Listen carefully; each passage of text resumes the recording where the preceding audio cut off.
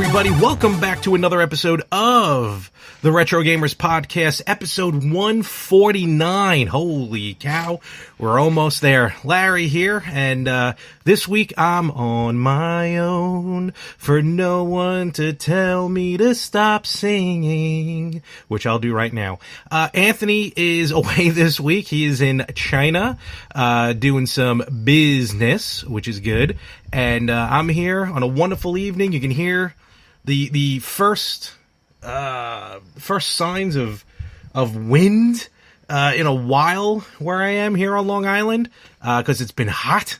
It's probably the first time I'm not running my air conditioner right now, which I think has been on consistently since June, I think, late June. So folks, please give us the 5-star reviews, subscribe, watch our YouTube page, virtually, well, not virtually, but Instagram, Facebook, YouTube. We're at Retro Gamers Podcast. Give us those 5-star reviews.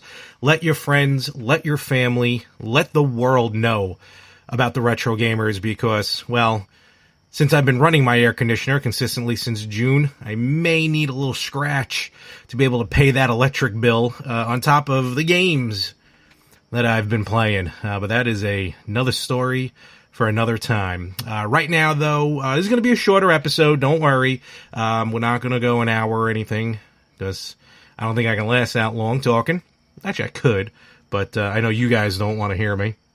And as we speak, Anthony just messaged me. I guess he's now finding out no co-host. No, there is going to be no co-host this week, and not in a bad way. You know what? I'm going to text him right now as we speak. I am actually recording now, and everyone knows you texted me. That's a long text. I think he texted that about 3 hours ago. You know, having to cross the Atlantic and everything. Finally get to me. No co-host this week. Reason being, I wanted to do something a little different. What is that noise? Whatever. And I wanted to incorporate you guys into the show. You guys, you girls. And I kind of thought about it last minute. I'm not going to lie. You know, it kind of, the idea sprung up on me late. But I figure, why don't we do a little Q&A? Which we're going to do a little later on in this episode. What does it say? Oh, Anthony said, oh, look at, wow. Anthony says, ni hao from China. Anthony learning his Chinese. Look at that. So he's got that. He's got Japanese down. He's hitting all the dialect. I think it's Italian. If you don't want to, no, you can probably speak Italian because he went to Italy and he bought the Commodore 64 Mini in Italy, which he still hasn't opened yet, but be that as it may. Oh, you know what? Let's lower that as well. That's right, folks. I'm working here on the fly. So, yeah. So a little later, we're going to do Q&A. A few of you out there submitted some questions I put up on Facebook and on Instagram. If you want to ask me any questions, you know, my thoughts, my opinions on games, the gaming world, anything like that. So a few of you responded. We're also going to read some comments on a post that was put up as well, which I think is pretty fun. But first, and I guess I should wait till Anthony comes back to talk about this, but I want to mention that I finally played a substantial amount of time of Chrono Trigger. For those of you who are familiar with the podcast, you already know this. For those of you who are new, Chrono Trigger is Anthony's favorite RPG. Well, second favorite, you know, behind Zelda. One of his favorite Super Nintendo games. And he just loves the game and everything about it. I, growing up, not short of Zelda, wasn't really into much RPGs.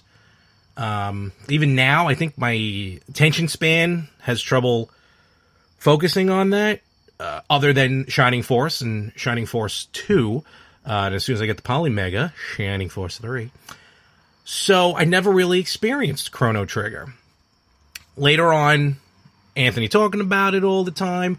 us doing the podcast, I'm like, you know what? Let's give this a shot. Let me give this Chrono Trigger a shot. I downloaded the PS1 version on the PlayStation 3 because Chrono Trigger on the Super NES can go for a good amount of money. 100, 150? No, not 100. Like 150, maybe 200. Like if it's in a box, it may be even more than that. I don't have the exact statistics. But I downloaded it on the PS1, which is basically, well, the PS1 version of the game. And when you download a PS1 version of a game on the PS3, you still get the load times. And what was difficult with playing that game is like almost every screen you change to is a load time. Not an unbearable load time, but you add it up, you're sitting there watching a black screen for longer than you want. So where'd my drink go? Here it is. It's non-alcoholic, don't worry, this is the Retro Gamers. So I downloaded it and I tried playing it, but again, my patience kicked in, or lack thereof. And I was like, forget it. I'm gonna Castlevania 2 this, and just put it in the back of the shelf for it to collect digital dust. Until a couple of days ago, when I was just surfing along on my Apple TV, and they did an update on Apple TV for the new app and Apple TV Plus, which is now all these online subscriptions, like Disney Plus and all ESPN Plus. It's Plus now. So if you see a plus next to something, that's your online streaming. But Apple TV is also going to be doing an arcade section of it, of their it's going to be basically Apple Podcasts, Apple iTunes, Apple TV Plus, and Apple Arcade. It's not. I think it comes out in the fall, probably in a couple months, probably when the Stadia comes out. But they kind of revamped a little bit the game section. And I remember the first game I wanted to get, because I do have a controller, a Xbox-style controller, if you will.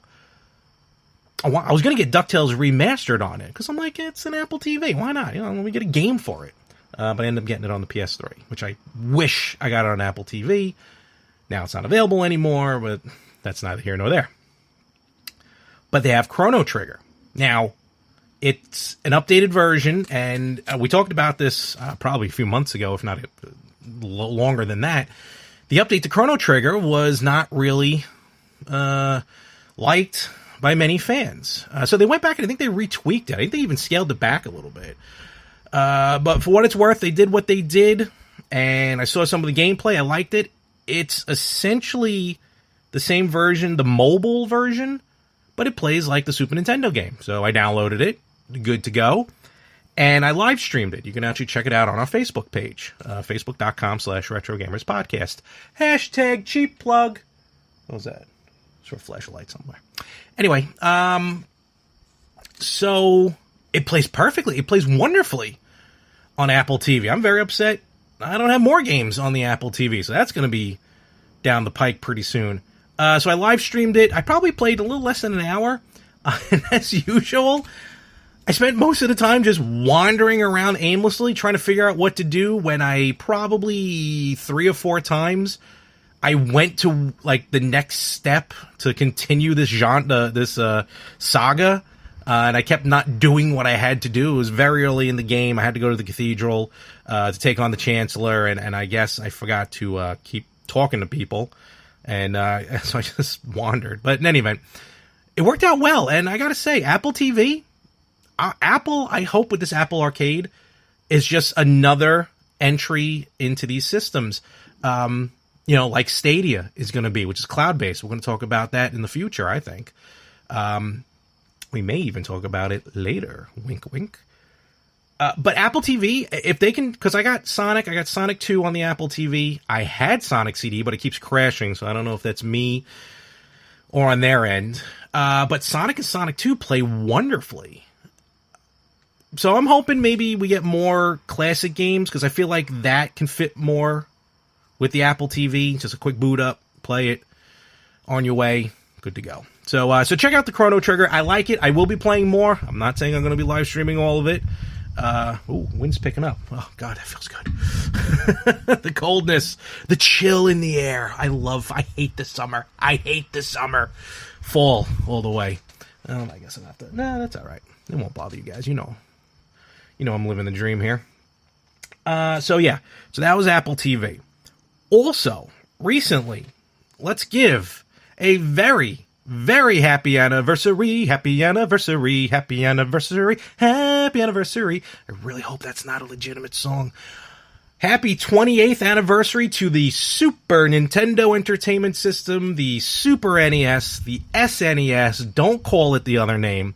28 wonderful years of this system. And from the comments, and this is probably the first time we're really going to incorporate you guys, you girls, our fans, the audience, into this. You guys, you girls are my co-hosts today. I'm just going to read some wonderful memories of this delectable system. I don't even know if that's the right word. This is tough when I don't have Anthony with me to correct me. Modal. So Super Nintendo. Let's just go right through this. I'm going to respect people, at least with their real names. So I'm not gonna, I won't give out your full names, but I think you'll know who you are when you hear your comments. So let's go through this. So we have some top followers as well commenting. Carlos Jr. When I was little, my dad used to hide it from me because I loved Nintendo, and so did he. I think that happened a lot, where the parents basically dominated the system, because you know why? They were parents. They could. We do it now with our kids, or you guys do it now with your kids. I don't have kids. That's another podcast. Because he who has the power has the Super Nintendo. So that's pretty funny. My dad used to come in my room all the time to play Dr. Mario on NES, even if I was trying to sleep. I wasn't paying the bills in the house. He was, so he was allowed to. Mark H. getting Unirally for a birthday and being blown away by how simple but amazing it was. You know, Mark, I'm going to be honest with you. I don't remember Unirally. I've never heard of Unirally. I will be checking that one out, though. That absolutely. Here we go. Rob B, one of the biggest fans here of our show and of my network. Thank you very much, sir. I haven't had many memories, that is, as I was a Sega man. Sega. So Rob was all about the Genesis. I did, however, pick up the SNES Classic Mini, and I love it. Wish I got more deep into the SNES during the nostalgia years. Rob, remember, there's clone systems out there if you want to start investing into it. The Hyperkin, they have a couple of Super NES clones. The Polymega, which I was told at Game On, I talk about obnoxiously, but I love it, so I will continue. And there's some great games out there, Rob. So definitely, I mean, the Super NES Classic is packed with 21 wonderful games. Don't get me wrong. It was the cream of the crop that they could get.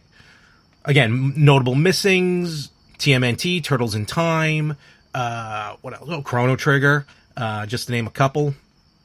So, Perez V, one of my favorite systems ever. Absolutely. Aaron Elfstrom, here we go. Star Fox, Earthworm Jim, both 1 and 2, and Mario RPG. First of all, Star Fox, literal game changer. Fantastic. Had a little rough go on the GameCube, but definitely worthwhile. I had, and I remember ordering this, Nintendo Power every once in a while would have like a little catalog included where you can order stuff, and sometimes you can order a game. And I had, which was lost many years ago in Hurricane Sandy. That's just how it is. I had a Star Fox Super NES challenge. I think it was like a campus challenge. And I had it. I ordered it. It was like, I don't know, it was a weird time, like 6 minutes and 24 seconds of gameplay. Because again, it was like a tournament version. That was the only version. I didn't have the original Star Fox. The first Star Fox of a full game I owned was on the N64. So I didn't play it fully on the Super NES. Of course, that campus challenge game can go for a pretty penny, but, Saltwater doesn't treat it pretty well. Earthworm Jim 1 and 2, wonderful games. Remember, a brand new, original Earthworm Jim game coming out on the Intellivision Amiga, so definitely check it out. And, of course, Super Mario RPG. Probably the third role-playing game that I actually put time in, I invested time into, and I did eventually complete it. So for me, it was Super Mario RPG, Shining Force, and Zelda. But Super Mario RPG. But Rob, play that one on the SNES Mini, definitely. Vincent C. My grandparents gave me F-Zero for Christmas before Santa. Why are you putting Santa in quotes? That doesn't make sense. The man came to your house and gave you the console. Before Santa gave me the console. He came early and surprised me right after that. F-Zero is another absolute classic on the Super NES that for some reason fell by the wayside, that never got another release. That's not true. I mean, they had F-Zero on N64, they had F-Zero on GameCube, but 3 games and a couple on Game Boy Advance? Come on. Nintendo. We're at the Wii, where are we? We're at the Switch. I think it's time for a new F-Zero. What else we got here? Thaddeus H. writes, he's got a few of them on here. A Link to the Past, Super Mario Kart, Street Fighter II Turbo, Super Mario World, Super Metroid. I can go on with the great times I had with the SNES. Those are all, they're all fantastic. Super Mario Kart, a literal genre changer. I talked about it last week with Anthony. Street Fighter II, I think, was better on Super Nintendo than it was on Genesis. And Turbo definitely, was faster, definitely picked up the pace and was well worth it. Super Mario World, goes without saying. Link to the Past, goes without saying. Super Metroid, I have to play. I never played Super Metroid. Maybe, 5 minutes worth. But I've never played. That's a game that I have to play. George F. Hard to narrow it down. Can be using the multi-tap for 4-player Bomberman, in-house tournaments of various fighting games, and Mario Kart. First time in various moments of Earthbound, Breath of Fire, Chrono Trigger, and others. The multi-tap, let's not forget that. Able to play, actually I think it added technically 4, so I think you have to play 5, if I'm not mistaken, because 4 on the multi-tap, and then 1, so player 1, and then player 2 was the multi-tap? I don't know. But NBA Jam, that's what I use the multi-tap for. 4-player NBA Jam. Great games. KCB, Zelda, Link to the Past. I've played it so many times and playing through it again. Manny R, Mega Man X, Link to the Past, Super Castlevania, Super Metroid, Mystical Ninja, Super Contra, that'd be Contra 3, and much more. My favorite console of all time, SNES rules, for life. For life. And I literally did the hand gesture. For life. Mega Man X, phenomenal upgrade on the series. Super Castlevania 4, again, great upgrade on the series. Legend of the Mystical Ninja. If you haven't played it, go play it. To me, that is a hidden gem on the Super NES. Markza C. I really don't have memories because I was a baby when the thing was out and still gave a little time on this. All right, fair enough. So, Markza, you get to go back. Pick up the Mini if you can still find it. If you have a Wii U, get some of the games on the Virtual Console. Even on the 3DS, you can download Super NES games. Check it out. George W. 100%ing Super Mario World 2, Yoshi's Island, and Donkey Kong Country series will always be my favorite system. Yoshi's Island, fantastic. I love the games on the DS and the 3DS. The one on N64 was good. And actually Yoshi's World that it's turned into, or Yoshi's Crafty World, right? On the Switch. Phenomenal. Donkey Kong Country series, let's talk about this. Super NES, 16-bit graphics, and you get a game like Donkey Kong Country that looks 3D. Like, I remember when I first saw Donkey Kong Country, like, I couldn't wrap my head around the graphics. I'm like, how is this system putting out graphics like that of Donkey Kong Country? Well, they did. It worked. It was well worth it.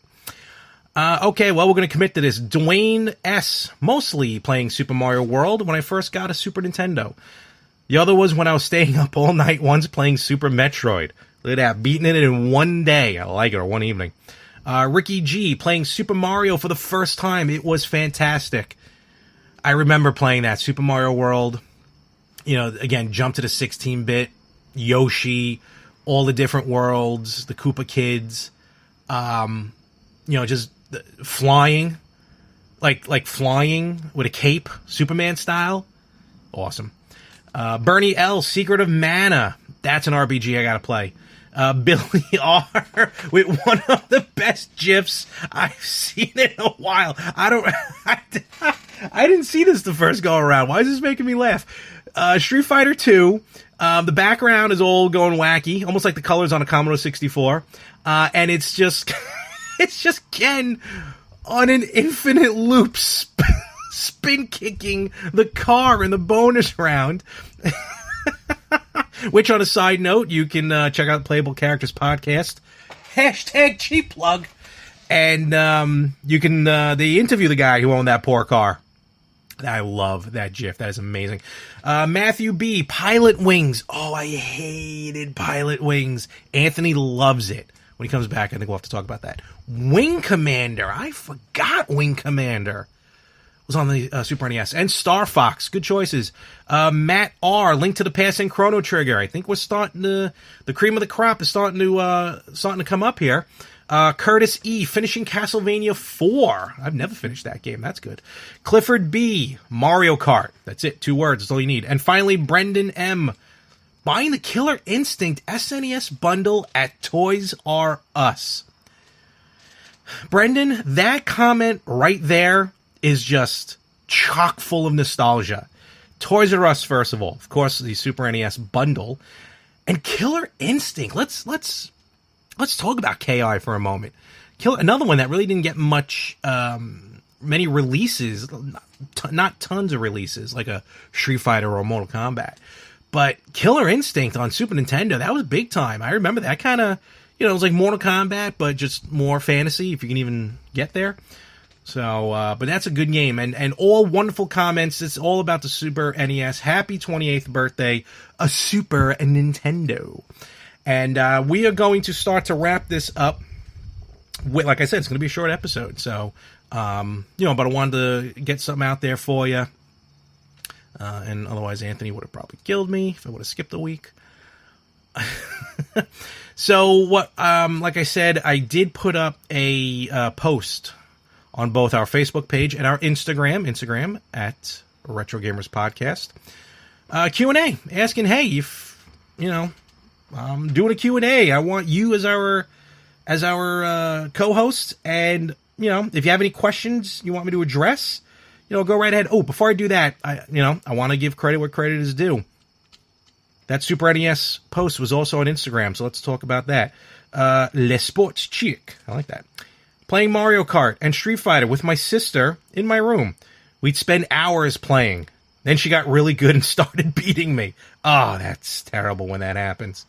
I mean, I'm an only child, but I can only imagine once your siblings start to get better than you are. Hoofa. And what do we got here? Mauricium 5555.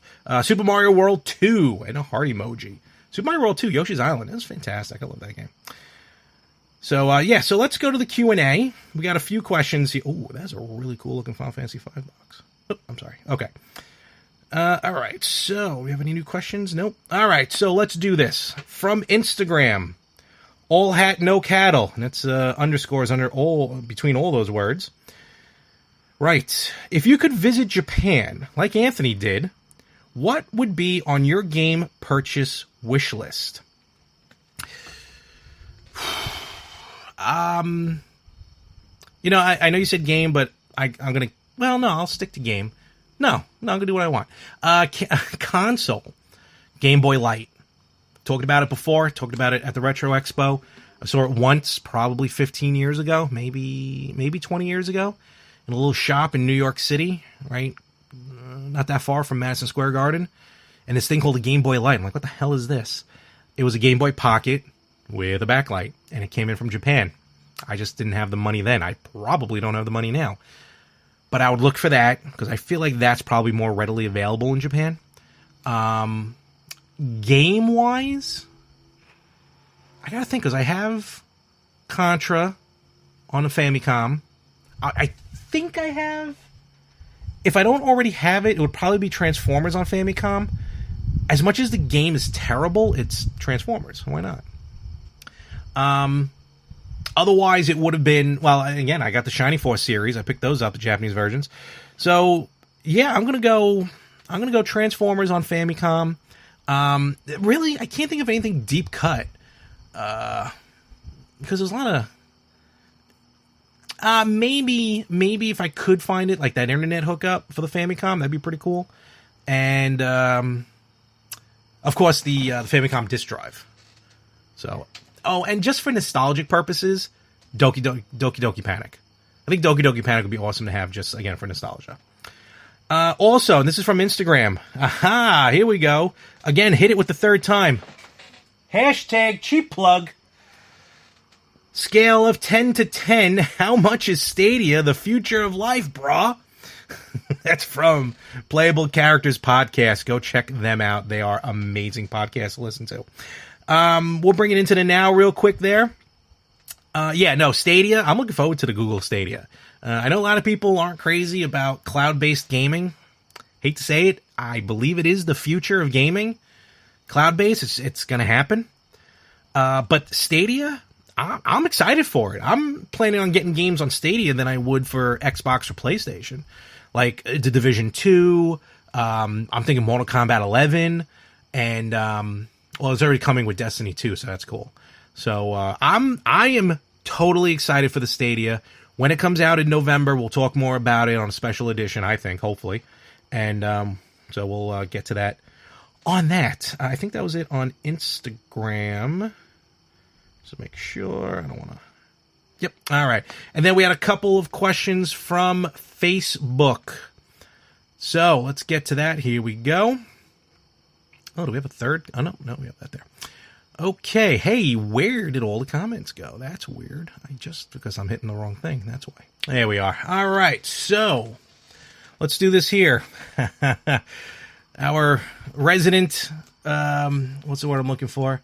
You know what? We're gonna consider him. We're gonna make him. I'm making it official. That's it, Anthony. I'm putting my foot down. I'm making an executive decision.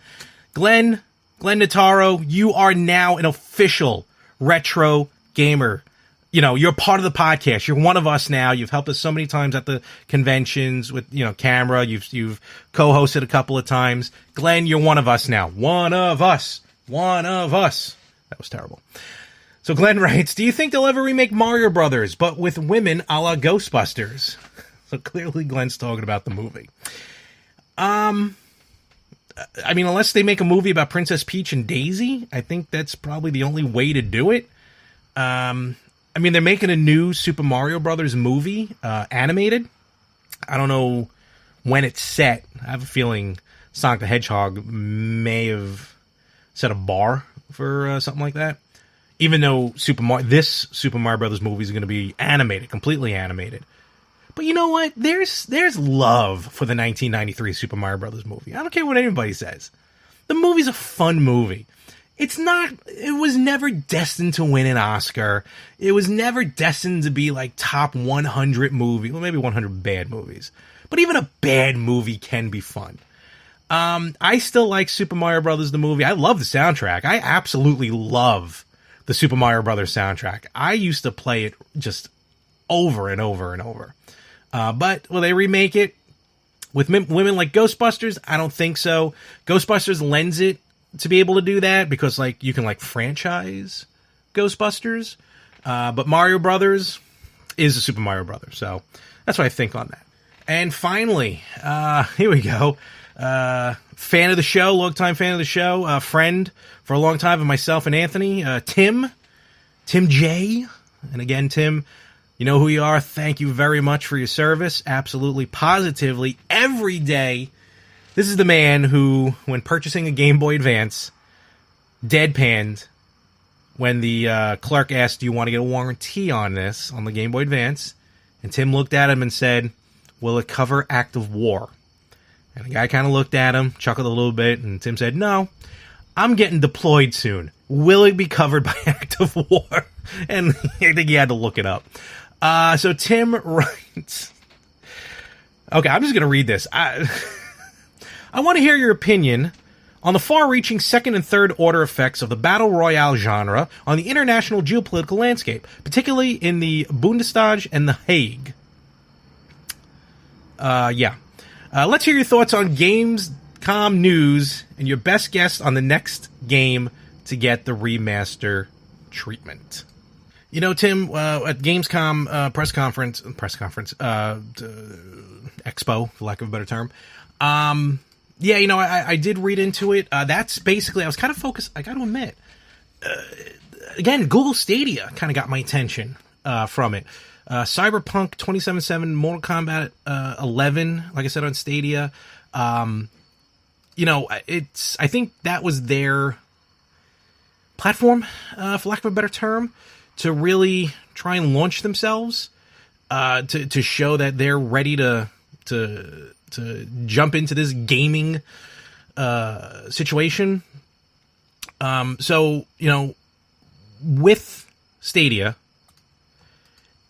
I feel like they were really focused on, well, Cyberpunk 2077, which looks fantastic, Samurai Showdown, Mortal Kombat 11, you know, fighters, which is pretty cool.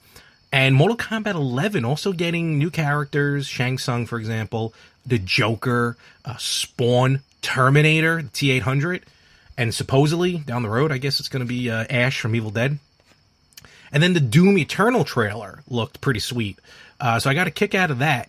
I know there was an extended gameplay of Link's Awakening. I didn't get a chance to watch that. I don't like watching gameplays like that because I want to be able to experience that myself when I play the game. So I stayed away from that.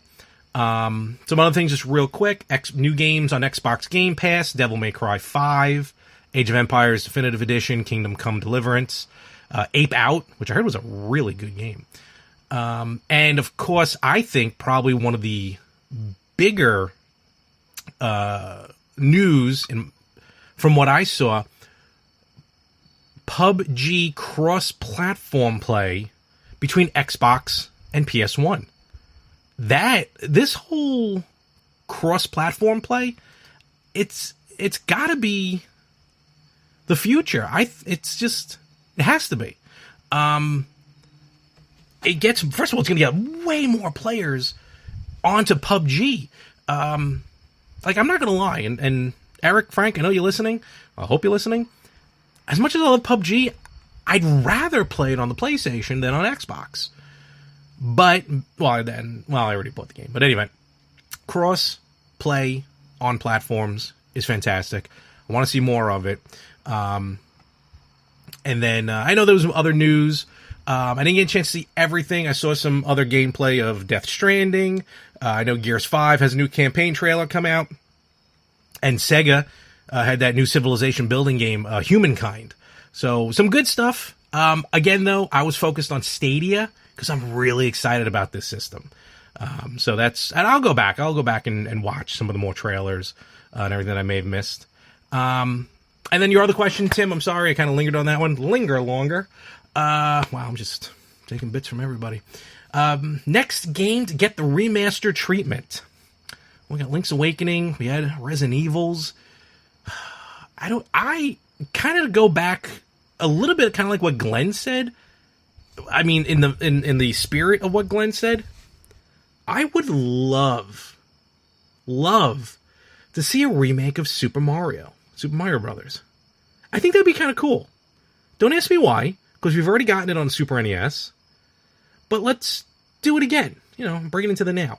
But what do I think may get? I would love to see like a true. Well, they've had it, but like a Metroid remake. That'd be pretty sweet. I mean, they already did it on 3DS with Metroid 2 and Metroid Zero Mission is kind of a remake. But officially, boy, I can't. You know, Crash Bandicoot got a remake. Got a fresh coat of paint on Spyro. Rayman? Maybe Rayman. That'd be an interesting one. Kind of dust that off. See what happens. That's a tough question. We have to come back to that one, Tim.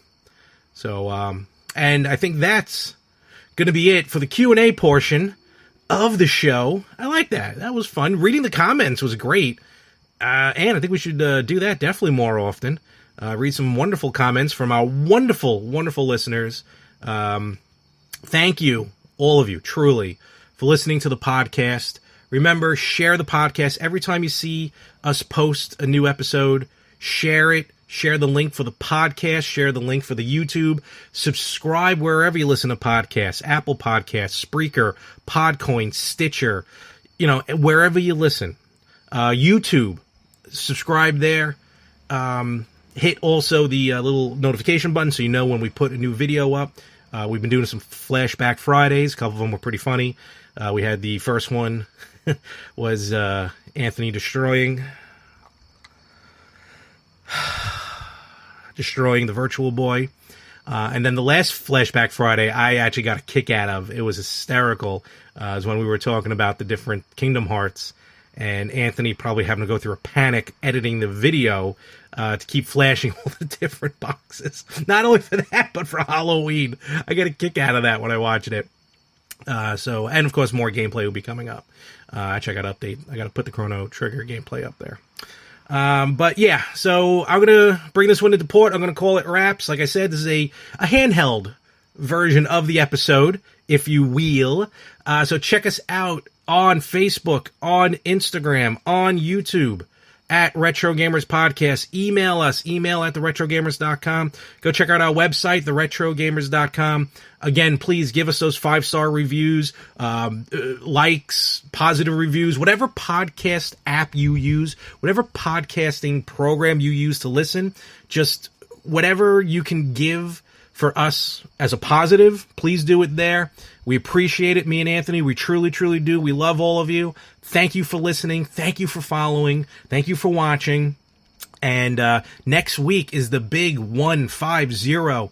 I have no idea what's planned. I don't even know if Anthony's going to be available to do it. We're going to find out. But folks, thank you very much. And we will catch you right here next week on the Retro Gamers Podcast.